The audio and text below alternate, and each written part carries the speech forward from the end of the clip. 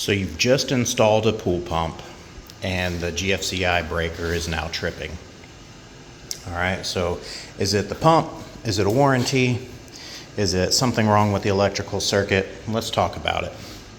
All right, so starting at the pump, the first thing that I'm going to look at, and would have been done during the diagnostic, is to look at the amperage rating. This is a 7.5 horsepower pump, single phase, 240 volt. It operates at 36 amps, okay? We know that 36 amps, we're going to need 6 gauge wire, and lo and behold, we've got 6 gauge wire.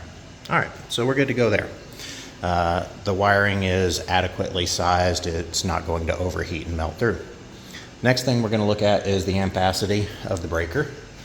All right, and so we're running on 50 amp breakers for each of these pumps, okay?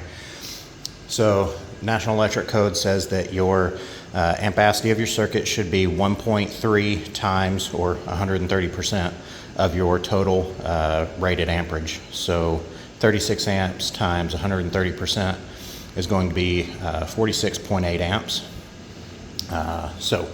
They don't make a 46.8 amp breaker, but they do make a 50. So we're running at 50 amps. So our breaker amperage is correct for the circuit. So what could be the problem? You know, we're going to check our electrical connections, make sure that we're not arcing out anywhere. Now, we contacted the manufacturer and they said to bypass the motor starter to see if maybe it was a faulty motor starter. Okay, so that's why this is currently bypassed. That wasn't the issue. It still tripped the breaker after about 48 hours. So ultimately, pulled the panel off and we're looking at the wiring and we're definitely getting some overheating, okay?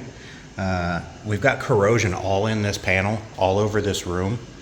The coils on those breakers are overheating.